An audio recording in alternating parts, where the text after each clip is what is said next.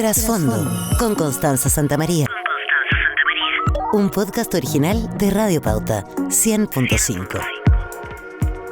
La fotografía de Gabriel Boric en medio de un grupo selecto de líderes de Ghana, Suiza, Suecia, Canadá y la Unión Europea con la propia Ursula von der Leyen como los elegidos para entregar la conclusión de la cumbre por la paz en Ucrania fue y es motivo de orgullo para la política exterior chilena y se convirtió de alguna manera en un símbolo de triunfo, de éxito de la gira del presidente por Europa. El presidente pasó por Alemania, Suecia, Suiza y terminó en Francia. Una gira redonda, dicen desde el gobierno y la Cancillería. ¿Pero fue realmente redonda? Durante la gira y después, el canciller ha tenido que dar explicaciones y hablar sobre paneles solares argentinos a 3 metros del territorio chileno, responder por un embajador con polémicas declaraciones en España, y el propio presidente Boric, allá durante la gira, tuvo declaraciones duras en temas como Venezuela, con quien se enfrentó por las declaraciones del fiscal nacional de ese país, Rusia y Ucrania, donde se distanció de sus socios latinoamericanos, como Lula, e incluso interpeló a quienes cuestionan o cuestionaban su real compromiso con los tratados de libre comercio. Algunos recordaron las famosas volteretas. ¿Ha evolucionado la postura del presidente y su gobierno en política exterior? ¿Se está convirtiendo el presidente Boric o pretende convertirse en una figura a nivel internacional? No hay duda, la política exterior se tomó la agenda nacional y es de lo que hablamos hoy en Trasfondo. Y para eso tenemos como nuestros invitados al ex canciller Ignacio Walker. Bienvenido, Ignacio. Hola, ¿qué tal, Connie? Y a Paz Zárate, analista internacional, investigadora senior de Athena Lab. Paz, bienvenida. Gracias Hola, por Connie. estar con nosotros. Un placer. Bienvenidos a los dos a Trasfondo. Bueno, la primera pregunta que pongo sobre la mesa es, vamos a evaluar la gira del presidente. Yo decía que desde la Cancillería dicen que fue un éxito, que fue una gira redonda. ¿Fue realmente un éxito la gira? Paz Zárate.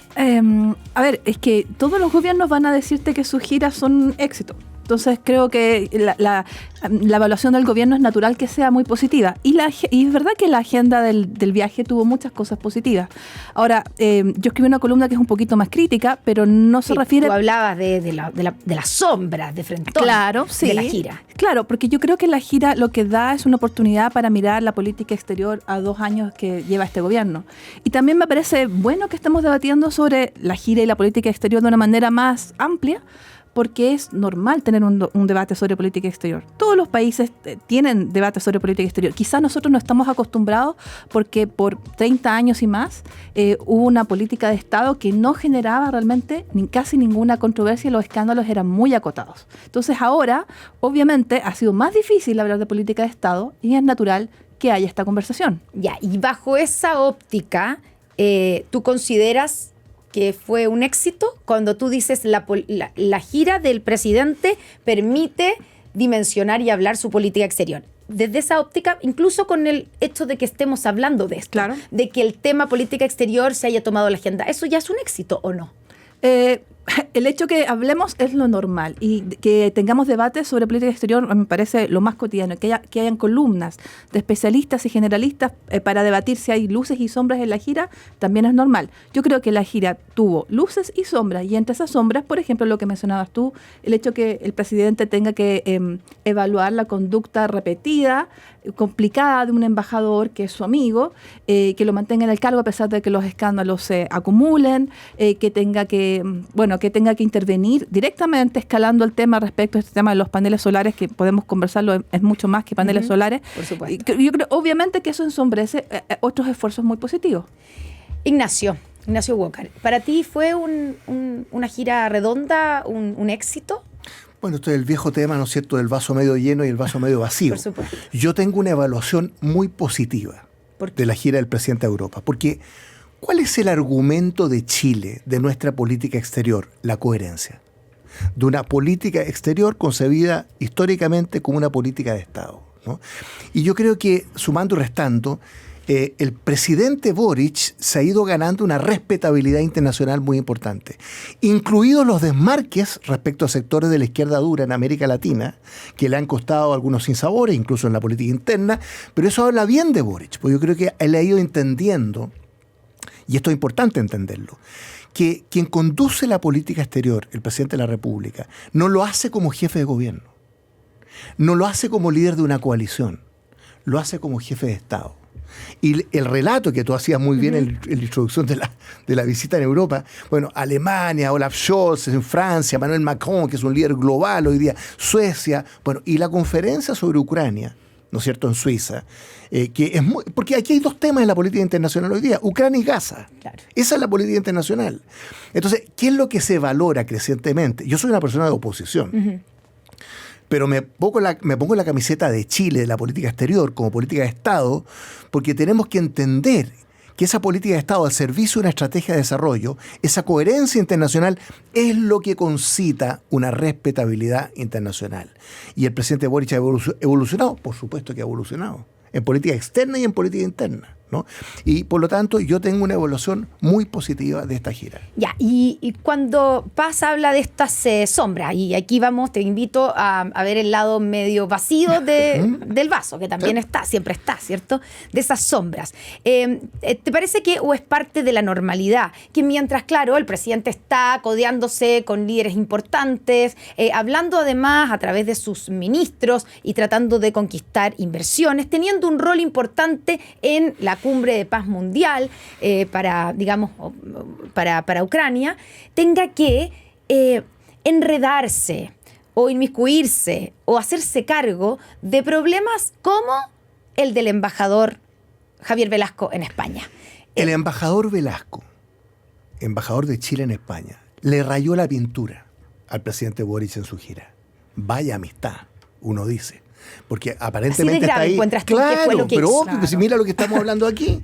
Mira la prensa esta semana y con razón. Pero tal vez estamos exagerando. No. De hecho, el canciller no solamente lo confirmó, dijo que había cometido un error, pero que evidentemente no era para sacarlo, si no lo habrían sacado. Pero un momento, el canciller Van Claveren, porque tengo mucho respeto, porque viene de las entrañas de la tradicional política exterior chilena y sus dos subsecretarias, en lo político y en lo económico, o sea, un muy buen equipo. Fíjate lo que dijo el canciller Van Claveren hace algunos días en Europa sobre las declaraciones del embajador Velasco. Dijo que exceden su ámbito de competencia. Eso es muy grave. A ver, lo quiero decir... Pero después dijo que era un error y que esperaba que no se repitieran los errores y lo confirmó. Y ayer reiteró que eran desafortunadas las declaraciones. Mi pregunta es, Connie, Paz, y a los auditores, ¿qué hubiese ocurrido si esas declaraciones las hace un embajador de carrera? Dura 48 horas. 24, 48, hasta 72, pero no más. Claro. De hecho, un embajador de carrera se habría ido la primera vez, ¿no? Con el primer error. Un embajador de carrera se habría ido la primera vez. Con las fotos en el auto. Entonces la pregunta aquí interesante también, el estatuto del Instagram con las patitas. El estatuto del embajador de carrera y el embajador político, ¿no es cierto? Porque la política exterior es una sola. Entonces, ¿qué se supone esto? Que el embajador político, además con una relación de amistad, tiene más libertad para decir, ¿no? Entonces, yo creo que el embajador Velasco faltó gravemente a la prudencia. Sus declaraciones fueron desafortunadas. Ahora, el presidente estimó que esto no era para destitución y yo respeto la decisión del presidente, pero evidentemente que esto es el vaso medio vacío, sin duda, ¿no? ¿Se queda Javier Velasco en la embajada por ser amigo del presidente, Paz? Sin duda. De hecho, lo que se lo preguntaron al canciller y por supuesto que el canciller dijo que no, que él lo había evaluado y que todos los embajadores tienen el mismo nivel de trato. Sí, es una decisión legítima, pero yo creo que va a tener un costo, tanto para el canciller como para el presidente. Mantener a una persona que repetidamente incurre en faltas a la prudencia y además de la reacción que se puede ver en redes sociales es mayoritariamente muy negativa respecto a esta decisión de mantenerlo. Así que... Ahora, coinciden los dos en que ese probablemente es una sombra, ¿cierto? Sí. Pero no hay que ahogarse en un vaso de agua tampoco. Por eso, salgamos de ahí, digamos, de alguna manera. Pero no es el primer embajador que tienen que echar por una mala conducta, entonces también hay un problema de las designaciones. Ya, y eso puede ser el tema más amplio, más de fondo, ¿cierto? Claro. Y es la queja que viene de dentro de la Cancillería de los embajadores de carrera. Exacto. Te refieres tú a la ex embajadora en el Reino Unido. Exacto. Exactamente. Hubo varios casos. Sí. 2 o 3 casos. Sí. Ahora, en términos de la imagen, porque uno tiene la impresión, y quiero que ustedes digan si estoy en lo correcto, de que el presidente Boric le está como gustando más la política exterior, se está sintiendo más cómodo y de alguna manera aspira o se está convirtiendo tal vez, no sé si le falta todavía, en una figura en el concierto internacional considerando que somos un país chico en el último lugar del mundo, digamos. ¿O estoy ver, dimensionando la importancia? Que le gusta, yo creo que no queda duda que le gusta, obviamente. Yo creo que también hay un poquito de sentirse cómodo, trabar amistades. Él siempre se le ha visto muy cómodo, incluso desde la primera gira con Trudeau, con Macron, bien en general. Pero el problema es que, y donde hablamos Nacho menciona el tema de la consistencia, que yo creo que justamente ahí hay inconsistencia, por ejemplo, cuando él acusa que no había suficiente fe en que este gobierno mantendría los tratados de libre comercio. Entonces él se victimiza un poco y dice como que no había fe en mí. Pero evidentemente que no había fe. No había fe en ese aspecto, digo. Por supuesto, porque cuando el programa de gobierno incluía la revisión de todos los tratados según un modelo de desarrollo feminista turquesa, obviamente que esas dudas están... Y neosoberanista. Claro, obviamente esas dudas tenían base y fundamento. Y si bien es cierto el gobierno ha cambiado su discurso, nunca ha habido una explicación por esa transición. Esa transición no es algo que el presidente haya explicado.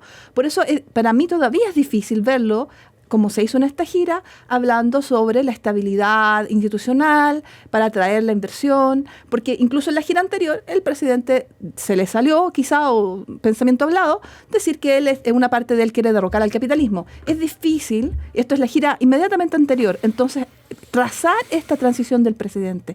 Yo entiendo que vamos en una trayectoria positiva, me alegra que así sea, pero si persisten las dudas, esas dudas no son mala leche o mala fe. Ya, ¿tú no le crees al presidente en su transformación, evolución o convencimiento? Yo quisiera creerle al presidente, y ojalá así fuera, pero su equipo sigue, por ejemplo, su principal asesor en materia exterior es el ex vocero de Chile sin TLC. Por eso hay... Estamos hablando de José Miguel Ahumada. No, que fue el subsecretario de Relaciones... No, estamos hablando de su asesor Carlos Figueroa. Carlos Figueroa, ya. Que es responsable por lo demás, se pueden trazar hasta a Figueroa. Muchos de los incidentes negativos de estos 2 años en política exterior son responsabilidad de la asesoría presidencial y no del canciller o de la canciller anterior. Y es una persona, obviamente, de la cual uno puede desconfiar porque llevó adelante la vocería de Chile sin TLC por años. Y esa es la persona que, por ejemplo, hace los discursos en materia de política exterior. Ignacio Walker, ¿tú coincides o tú digamos, porque tú hablaste en un comienzo de la evolución? Es evidente que el presidente Gabriel Boric ha evolucionado en términos de la política exterior, ¿cierto? Y de algunos aspectos como la importancia o no de los tratados de libre comercio. ¿Tú le crees y tú crees que es importante esa evolución más allá de lo que pasó antes? No solo le creo, sino que lo aplaudo. ¿Por qué? Porque este gobierno, con el apruebo de dignidad, PC Frente Amplio, el programa de la primera vuelta... El original. Lógico. Previo al ingreso al socialismo democrático. Exacto. Asumió en clave refundacional. Ese fue el proyecto inicial del Frente Amplio, ¿no? Hoy día está gobernando en clave reformista. Entonces, lo que yo veo es lo que dijo Felipe González, que vino hace un mes a Chile, y que dijo, yo lo comparto, hay un proceso de socialdemocratización de este gobierno, y llamémoslo así en general. Hay una reivindicación de la concertación. ¿Cuántas veces ha dicho el presidente Boric, y yo creo que lo dice porque lo cree, estoy parado sobre hombros de gigantes? Hablando de Elwin, de Lagos, de Bachelet, ¿no es cierto? Entonces, bueno, la gente evoluciona. Aquí hay una generación que tomó las banderas del movimiento estudiantil del 2011, que a los 10 años estaba gobernando los destinos de la nación. Y ahí viene lo que dices tú, que al pasar a segunda vuelta asume las banderas de la socialdemocracia, el reformismo, nombra a Mario Marcel ministro de Hacienda, después a Carolina Toá ministra de Interior, Alberto Van Claveren viene del PPD, pero sobre todo en las claves históricas de la política exterior. ¿Eso es bueno o malo para Chile? Yo anulé mi voto, yo soy de oposición, pero yo aplaudo esta evolución, ¿no? Ahora, ¿por lo tanto le crees también? Claro que le creo. Sí. Ahora, ¿por qué le está...? Sí, porque, digamos, te quería preguntar por qué es... Y esa evolución uno puede preguntarse por qué es. Porque lo que dice Paz es que está bien la evolución, pero sería bueno como hacer una definición o una declaración de, mira, la verdad es que... Estábamos equivocados. Pero también uno piensa de repente que hay como una sobrevaloración del reconocimiento permanente y los mea culpas, como de me equivoqué y por eso cambio. ¿No es una muestra de reconocimiento de que estabas equivocado ya el hecho de evolucionar de postura? Sí, pero el lenguaje de la política es más sutil, ¿no es cierto? Los códigos, los símbolos, el lenguaje de la política es más sutil. Entonces, yo creo que esa generación del Frente Amplio, jóvenes, ¿no es cierto?, que enarbolaron estas banderas que hemos mencionado con este afán refundacional, cuyo último capítulo fue la Convención Constitucional, porque fue un fracaso. Los primeros 6 meses de este gobierno se la jugó, ¿no es cierto?, por la clave refundacional de la Convención Constitucional. Y eso, bueno, se enfrentó con el portazo de una ciudadanía notable, con un 62%, que dijo no a la refundación, ¿no? Ahora, entonces, ¿cuál es el problema hoy día del presidente Boric y de su gobierno? El problema es el Partido Comunista. Dentro de su coalición, son 2 o 3 o 4 coaliciones, yo ya perdí la cuenta, ¿no? Entonces, es el partido principal a esta altura de la coalición original, el Partido Comunista. Claro, pero fíjate, el Partido Comunista hace una declaración pública sobre el tema de Ucrania, que es enmendarle la plana en sus narices al presidente de la República en el mismo día en que está hablando en Suiza, en la conferencia de paz, ignorando primero que Ucrania no es parte de la OTAN, ¿no? Segundo, que aquí había una invasión por parte de Putin. No sé si habrá una cierta nostalgia, como insinuó en su declaración el presidente Boric, de la ex Unión Soviética, todo lo que sabemos. Putin fue agente de la KGB en Berlín Oriental. Pero aquí hay una invasión de Putin a Ucrania, ¿no es cierto?, el 24 de febrero del 2022, que es una triple violación del derecho internacional, de la Carta de Naciones Unidas y la soberanía de un Estado independiente como es Ucrania. ¿Qué hace el presidente Boric? Toma partido como cuestión de principio con la comunidad internacional, ¿no es cierto?, denunciando este hecho de agresión. Y lo mismo ha hecho en Hamás, con el conflicto palestino-israelí, y con Venezuela. O sea, ¿por qué le empieza a gustar al presidente Boric la política exterior, que tú insinuabas al principio en tu pregunta? Porque le va bien fuera de Chile, pues. Porque hay un prestigio de Chile, hay crecientemente un prestigio del presidente Boric. Todos estos ataques, desmarques que empieza a sufrir desde Brasil, desde Colombia, ¿para qué decir desde Venezuela? ¿Por qué Venezuela en forma tan airada? Porque considera que aquí hay un gobierno de izquierda, que lo es, en Chile hay un gobierno de izquierda. Esperaría más de un aliado, supuestamente, pero una vez más Boric denuncia, ¿no es cierto?, las violaciones a los derechos humanos, como lo hizo la presidenta Bachelet en su informe lapidario, como alta comisionada de Derechos Humanos de Naciones Unidas. Entonces yo aplaudo todo esto. Ahora, ¿parece entonces que le va mejor al presidente Boric afuera que acá en Chile? ¿Que lo quieren más allá? Bueno, eso también es normal. Jacinda Ardern, por ejemplo, era muy querida fuera de su país y dentro de su país tenía muchos problemas. La ex primera ministra de Nueva Zelanda. Exacto. Entonces, a mí todo esto me parece normal. Ahora, ¿por qué estamos hablando de este tema, si se le cree o no al presidente Boric? Porque yo creo que él tiene problemas importantes, que tal vez las giras, hay mucho lucimiento, hay muchos abrazos, hay muchos elogios, y eso puede marear un poco acerca de cuál es la verdadera evaluación de estos años y esta transición que tampoco ha sido como explicada. Entonces yo creo que él tiene, sí hay problemas, porque si bien la vez anterior había se causó un cierto revuelo, esta entrevista en la BBC donde él admite que parte de él quiere derrocar al capitalismo. Derrocar al capitalismo, y ahora a lo mejor se arrepiente de eso, pero hay otros problemas. Entonces, por ejemplo, hay un problema de inseguridad muy grande, junto con la gira. La gira coincide con un artículo del Financial Times donde se destaca que, por ejemplo, la tasa de homicidios de Chile ha subido al doble en los últimos años. Entonces, es difícil, si ese es el diario de los inversionistas extranjeros, coquetear la inversión y al mismo tiempo tener que enfrentar críticas y preguntas normales acerca del control del problema de la seguridad. Hay otro problema además narrativo. Por ejemplo, hay una minuta de la SECOM que circula acerca de los tratados de libre comercio donde dice que hay que darle gracias al presidente Boric, por ejemplo, por el tratado de que evita la doble tributación entre Chile y Estados Unidos. Esto fue negociado por Bachelet y Piñera y finalizado por Bachelet y Piñera. Lo único que sucedió durante el gobierno de Boric fue un amendment, es decir, un pequeño ajuste.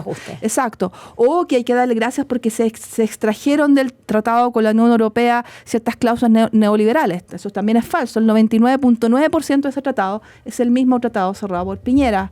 Entonces, ¿por qué se demoró tanto entonces? Si es que claro, se pregunta, ¿por qué se demoraron tanto en empujarlo y tanta revisión si terminó siendo más o menos igual? Exacto. Bueno, y también está el tema del famoso CPTPP, que entonces el ex jefe de gabinete de Boric escribe una columna diciendo que gracias a Boric el tratado es un tratado progresista. Eso también es falso, porque el tratado fue terminado y totalmente en su texto por la presidenta Bachelet y el canciller Muñoz. Entonces, hay un problema narrativo. Cuando uno quiere pararse sobre los hombros de gigantes, tiene que reconocer lo que los demás han hecho. Y yo creo que hay un problema de establecer una verdad que no es cierta. Entonces, el mayor enemigo, yo creo que de esta transición es que la relación con los hechos no es muy fidedigna. Y eso le va a seguir penando mientras no se explique la transición de la que hemos conversado. ¿Compartes algo de eso, Ignacio? Mira, seguimos con el vaso medio lleno y medio vacío. Yo trato de ser equilibrado. Yo tengo más énfasis en las luces. Yo creo que Paz tiene más énfasis en la sombra. Es un debate legítimo. Sobre el pasado reciente, perdón. los homenajes que le ha rendido el presidente Boric al expresidente Sebastián Piñera. Desde su fallecimiento, pero incluso antes, y para qué decir después, que le han costado muchos costos internos, ¿no? Desmentidos, que en sus partidos, que en fin. Entonces, yo veo que Boric ha crecido. Yo veo que la generación del Frente Amplio ha abandonado el proyecto refundacional. Ojalá. Yo pienso eso. Acabo de escribir un libro sobre eso. El Requiem del Chile, el estallido social, en fin. Y la verdad es que yo, como pienso en Chile, en el futuro, porque también Camila Vallejo decía una frase notable, esa frase para el bronce, la vocera del gobierno, ¿no? Cuidado con la arqueología tuitera, porque ustedes dijeron hace 5 años, hace 7 años, cuidado con la arqueología tuitera, sí. Pero si por favor, todos evolucionamos, ¿no? Entonces, ¿qué es lo que yo constato? Ya, pero lo que dice La Paz es que está bien evolucionar, pero hay que hacerse cargo de que uno evolucionó, sí, hacerlo explícito, sí, y hacerse cargo de que antes uno estaba equivocado. Pero no se puede uno estar autoflagelando todos los días. Porque la vida no es así. Y esta generación está gobernando y el socialismo democrático ha sido un ancla muy potente de este gobierno, ¿no? ¿Y quién nombró al ministro de Hacienda, Mario Marcel, el día 1? Gabriel Boric. Claro, pero también tenía a José Miguel Ahumada, quien yo nombré antes, sacó, digamos. Pues. Sí, pero... Bueno, en realidad, yo sé que sigue siendo un consejero muy importante. El punto es, Nacho, yo creo que la transición a la socialdemocracia no puede ser tácita. Entonces, por mucho que hayan ciertos signos importantes, que esté Carolina, que esté Marcel, etcétera, el tema de los tratados de libre comercio surgió porque fue clave, y tú lo sabes muy bien, en los debates en la candidatura presidencial anterior, y probablemente lo siga haciendo. Entonces, por ejemplo, yo estoy trazando esto con mucho detalle. Yo estoy escribiendo un libro sobre los 30 años en materia de política exterior, bueno, y específicamente en el tema del libre comercio. ¿Por qué? Yo creo que la relación entre la verdad y la mentira, no fake news, sino que mentiras, es clave para que el populismo no sea utilizado en materia de política exterior.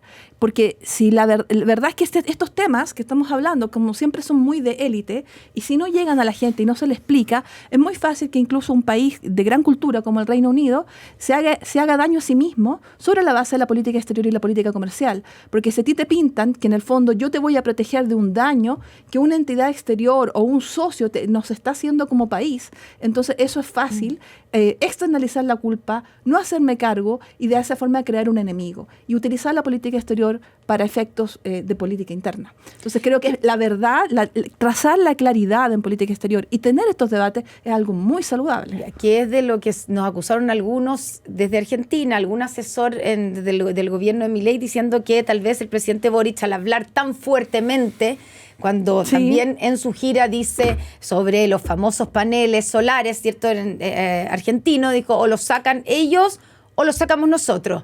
Y en Argentina hubo voces que dijeron, lo que pasa es que tiene muchos problemas internos y está tratando de usar este tema para subir o para tapar o para resolver sus problemas de política interna. La sobrereacción también ocurrió en el caso de la ministra Bullrich, que ella hizo un comentario lateral sobre el tema de Hezbollah en la región y sin embargo se le envió una nota de protesta. Y la verdad es que yo creo que tenía una intención bastante positiva de compartir información sobre el tema. O sea, ¿tú crees que fue una exageración también, una reacción exagerada la del presidente Boric al hablarle así a los argentinos? Bueno, yo creo que ¿no era tan grave? Era perfectamente posible que el canciller Van Claveren se hiciera enteramente cargo del tema y como lo hizo hacia el final, sin que el presidente tuviera que intervenir. Hablemos del tema Argentina. Sí. Hablemos del tema Argentina. Porque es mucho más que los paneles. Pero mira, yo quiero hacer 2 comentarios aquí. Uno, ¿para qué existen las cancillerías? Para explorar la vía diplomática, ¿no es cierto? El tema de los paneles. La Cancillería recibe la información que hay paneles en 3 metros dentro del territorio nacional. Hace ver eso, representa a su contraparte argentina, la Cancillería, que dice, mire, esto fue un error. Antes que trascendiera la prensa, que hubo una radio, ¿no es cierto?, que dio a conocer esto y que encendió todas las alarmas. Y ayer se sacaron los paneles. Sí, pero esto partió en abril, esto partió mucho antes y nadie hizo nada. Sí, pero la Cancillería estaba actuando, creo yo, a tiempo. Pero voy a lo segundo que tú me mencionas, Connie. De repente el presidente tiene que guapear, pues, y tiene que golpear la mesa. Porque hay que hacer ver que hay una autoridad. Autoritas, claro. Y a los argentinos parece que es necesario que nosotros le pongamos esos límites y que golpeemos la mesa. Estoy pensando en que Argentina no es la primera vez que hace esto como de ir avanzando a poquitito y como hacerse un poquito los locos y ver si pasa. Entonces el canciller tenía que explorar la vía diplomática y el presidente tenía que golpear la mesa y guapear. Pues. Ya, pero hay algunos que han leído eso como una debilidad por parte del canciller. Tuvo una columna, me imagino que la leyeron, ¿cierto? Daniel Manzur, que habla del canciller invisible. Yo creo que es una crítica injusta. Yo tengo un gran respeto por ambos, por Daniel Manzur y por Alberto Van Claveren. Creo que es una crítica injusta porque evidentemente que Alberto Van Claveren tiene una personalidad, una forma de ser, que una persona prudente, que es moderada, ¿no es cierto? Eso puede ser una virtud en la política exterior. Entonces yo creo, lo que yo siento es que el cambio brutal que hizo el presidente Boric en la Cancillería, con el canciller Van Claveren, con la subsecretaria Gloria de la Fuente y Claudia Sangüesa, es un equipo que responde a las líneas tradicionales de la política exterior chilena entendida como una política de Estado, que sirve intereses, que sirve principios permanentes. Hacia allá vamos, ¿no? Y hacia allá debemos ir. ¿Por qué, Connie? Paz, creo yo. ¿Por qué? La política exterior de un país tiene que servir a una estrategia de desarrollo. Lo que decía Paz muy bien, toda la apertura externa, todos los tratados de libre comercio. ¿Qué es lo que hay ahí históricamente? Continuidad. Se salió del libreto el TPP-11, el programa de gobierno, el subsecretario. Eso quedó atrás. Entonces, por ejemplo, a propósito de continuidad, a mí me tocó firmar el Tratado de Libre Comercio con China, el 2005, como canciller del presidente Lagos, producto de 15 años de trabajo en la Cancillería, ¿no? Teníamos un intercambio comercial de $5.000 millones. Hoy día son $50.000 millones. Se ha multiplicado por 10 en 19 años. Ese es el Chile que queremos, ¿no? Y yo creo que en esta situación de aprendizaje que es gobernar, el presidente Boric, esta generación, está asumiendo que otra cosa es con guitarra, ¿no es cierto? Y que hay intereses permanentes, principios permanentes de la política exterior chilena, que el tema es llegar a ser un país desarrollado. Y yo siento que aquí hay una rectificación. Y hay una evolución. Ahora, que tengan que autoflagelarse todos los días haciendo un mea culpa y una arqueología tuitera, no me parece. Pero quiero volver un segundo a la figura del canciller que ha sido cuestionada por algunos. Tú dices, el presidente necesita de repente golpear la mesa y hacer guapos. Pero su declaración no tiene nada que ver, hablando de las coherencias, en términos de dureza, con la primera declaración del canciller Van Claveren, que habló de un error de buena fe. Eso es muy distinto a decir, o lo sacan ustedes, o lo sacamos nosotros, o no. Sí, o es complementario. Pero ¿alguien cree que estos 3 metros de paneles solares en territorio chileno fueron de mala fe? ¿Ustedes han visto la foto de las dos bases, ¿no es cierto?, que hay en el Cabo Espíritu Santo, contiguas? Porque Chile tiene con Argentina 4.000 kilómetros de frontera. ¿Y cuál es la buena noticia? Que nunca hemos tenido una guerra en la historia. ¿Por qué? Porque siempre de parte de Chile ha habido 2 cosas. Apego al derecho internacional y los derechos de los tratados. Y segundo, la política exterior chilena pasa de mucho sobre esto. Siempre ha logrado históricamente conciliar 2 elementos.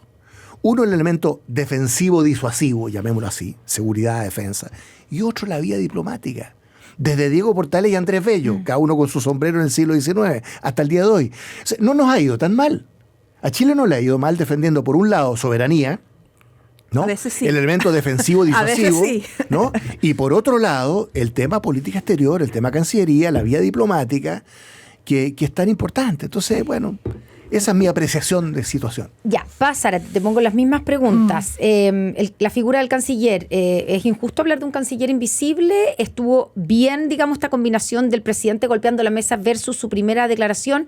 Porque, claro, lo que dice Ignacio es que aquí, ¿quién puede creer que esto no fue de buena fe? Pero claro, esto no se trata solamente de paneles solares en estos 3 metros, porque detrás sabemos que hay una permanente como disputa con Argentina por ejemplo, la presencia en la boca oriental del Estrecho de Magallanes. Bueno, hay más que eso. Hay dos disputas territoriales pendientes con Argentina, de las cuales nosotros le hemos estado sacando el poto a la jeringa. Perdón por ser tan gráfica. ¿La plataforma? La plataforma continental extendida y también Campo de Hielo Sur. ¿Se cruzan estos temas, dices? Bueno, es que son temas de los cuales como que hay un manto de silencio y no se puede hablar. Al principio, una de las explicaciones que se daban era que, bueno, estábamos con los temas fronterizos con nuestros vecinos del norte, es decir, con Perú y con Bolivia, y con estos países litigamos 15 años ante la Corte Internacional de Justicia, eso no es menor. Yo creo que a 40 años del Tratado de Paz de Chile y Argentina deberíamos ser capaces de hablar de los temas que tenemos pendientes, encontrar una forma concreta de solución de esas controversias pendientes y no silenciarlas, porque la controversia anterior que tuvimos con Argentina nos fue mal, Laguna del Desierto, porque yo creo que tomamos una mala decisión respecto al mecanismo de solución de esa controversia, que fue un tribunal ad hoc regional. Entonces, respecto a la figura del canciller que me dices tú, yo creo que hay que tomarla de un ángulo positivo y no del ángulo negativo y no quedarse, digamos, en el término duro que puede ser invisible. Yo creo que hay un excesivo personalismo en materia de política exterior. Es decir, que efectivamente no hay una relación tan funcional entre cómo lo lleva la moneda y cómo lo lleva Cancillería, que hay muchos símbolos de eso a través de estos 2 años. Es decir, no es solamente un tema de ahora de la administración Van Claveren, que sin duda es mucho mejor que el equipo anterior, mucho más capacitado, porque hay menos errores personales del canciller o ninguno. Pero el punto es, el personalismo en política exterior es muy peligroso, porque puede conllevar también mucha impulsividad. ¿Y esto lo ves como un personalismo, lo del golpear la mesa por parte del presidente? Es que eso es, digamos, eso es uno de muchas cosas. Es decir, hay cosas en las cuales al canciller no se le consulta o se le consulta tarde y donde él mismo ha revelado que eso ha sido así. Por ejemplo, la medalla Garzón, que si él hubiera sido digamos, involucrado, él habría dicho, bueno, la verdad es que esto es muy complicado, a lo mejor hay otras formas de honrarlo sin darle una medalla. Entonces, pero a través de estos 2 años, el personalismo es algo verdadero. Y entonces no se vincula al canciller Van Claveren. Es simplemente que aquí, digamos, la moneda toma muchas decisiones donde después al canciller o la canciller se le pide que ponga la cara. Y para terminar con eso, me cuelgo de este personalismo del cual habla, excesivo personalismo del cual habla Paz Zárate, para plantear la última pregunta. ¿Qué busca el presidente Boric con su posicionamiento en el exterior? Servir a los intereses permanentes de la política exterior chilena, primero. Ya, pero esa es la respuesta. No, pero decir, políticamente todo correcta. mi argumento en este programa ha sido que vamos para allá. Y yo lo aplaudo, siendo una persona de oposición. ¿No hay algo también de mejorar su imagen interna? Voy para allá. Por supuesto que posicionar un cierto liderazgo en lo que corresponde a Chile en la comunidad internacional, un soft power que se dice, ¿no es cierto? Un liderazgo conceptual. El presidente Boric se ha desmarcado de Lula en Brasil, de Petro en Colombia, ha denunciado el tema de Venezuela, ¿no? Entonces, cuando yo digo la política exterior chilena, mira, el ejemplo que da Paz con Argentina, ¿no es cierto? Campos de hielo en Laguna del Desierto. Se nos olvida, a Paz no, porque sabe mucho de estos temas, pero se nos olvida en Chile que cuando recuperamos la democracia en el año 90 con Patricio Aylwin, era elegido, ¿no es cierto?, Carlos Menem en Argentina, entre Aylwin y Menem resolvimos bilateralmente 22 de los 24 conflictos limítrofes pendientes. Ese es el vaso medio lleno, 22. Quedaron Campos de Hielo y Laguna del Desierto. Se perdió Laguna del Desierto, ¿no? Y estamos con Campos de Hielo, que es un tema más de demarcación que de limitación, es un tema técnico ahí entre el Fitzroy y el Cerro Murallón. Entonces, raya para la suma, balance. 34 años de recuperar la democracia. Las democracias no combaten democracia, no van a la guerra. Las dictaduras sí. El 78 estuvimos a punto de una guerra entre la dictadura argentina y la dictadura de Chile. Entonces, lo que yo digo, Paz, Connie, y auditores y auditoras, es que tenemos que proyectar este esfuerzo hacia adelante. Entonces yo me pregunto, esta evolución que hemos visto, que yo he tratado de retratar aquí en varias entrevistas, ¿no es cierto?, del presidente Boris, del Frente Amplio, de este gobierno, a pesar del Partido Comunista, que ha sido la tranca permanente que ha tenido el presidente Boric interna, el tema externo e interno, ¿es positivo o es negativo para Chile? ¿Es auspicioso o no? Yo creo que sí, ¿no? Y yo creo que en ese sentido, porque la política es un aprendizaje político. Eso es la política, un aprendizaje, ¿no? Yo creo que vamos en un camino más virtuoso de lo que era ese programa refundacional neosoberanista que quedó enterrado en la segunda vuelta y de lo que fue este ánimo refundacional de la convención, ¿no? Yo creo que vamos por un camino más virtuoso y eso a mí me alienta. Paz, ¿qué busca el presidente Boric con esto de yo creo que sin lanzarse duda, como figura internacional? A ver, yo creo que no se está lanzando como figura internacional. No, como buscar un posicionamiento. Es que yo me parece que está aprovechando las oportunidades que hay, que son positivas, y está muy bien, y yo celebro las mismas cosas que celebra Nacho. Lo único que yo veo es que como estamos en una política exterior bastante más personalista de lo que hemos tenido antes, eso es, como te decía, algo que yo observo, yo creo que ahí hay un peligro de la excesiva arrogancia. Por ejemplo, decir, no tenemos dobles estándares en materia de política exterior, de derecho internacional y derechos humanos, cuando la verdad sí los tenemos. Los tenemos porque hay casos en los cuales nosotros nos pronunciamos y hay casos sobre los cuales guardamos silencio. ¿Cómo qué? Tú comparas Venezuela con Cuba, por ejemplo. Pero además, por ejemplo, hablando de la misma Venezuela, Maduro redibujó el mapa de Venezuela e incorporó 2/3 del país de al lado, y nadie dijo nada. Entonces eso es una violación flagrante al derecho internacional y muy peligrosa, sobre la cual no había que guardar silencio. Entonces nosotros sí nos pronunciamos respecto a Ucrania, qué bien, aunque no lo estamos ayudando en nada más que de palabras, a 2 años de la guerra y ellos pidiéndonos ayuda material, incluso comida. Y nosotros no le damos nada. Y respecto de esta situación que ocurre en nuestra región, tampoco hacemos nada. ¿Tenemos dobles estándares? Es verdad que sí, todos los gobiernos lo tienen. Y lo mismo en materia de derechos humanos, por ejemplo, Cuba, silencio total, o el genocidio de los uigures en China, labor de la presidenta Bachelet, tampoco dijimos nada. Todos los gobiernos occidentales dieron la bienvenida a ese reporte de la presidenta Bachelet, muy valiente por lo demás. Chile, silencio total. Entonces, creo que hay que tener mucho cuidado con el personalismo y la arrogancia, aplaudiendo ciertamente todas las cosas positivas, tanto de la gira como de las intenciones del presidente Boric. Zárate, Ignacio Walker, muchas gracias por estar con nosotros. Encantado. En el trasfondo de hoy. Gracias a ustedes por escucharnos, por seguirnos, y nos volvemos a encontrar en un nuevo capítulo de Trasfondo. Trasfondo con Constanza Santamaría. Un podcast original de Radio Pauta 100.5.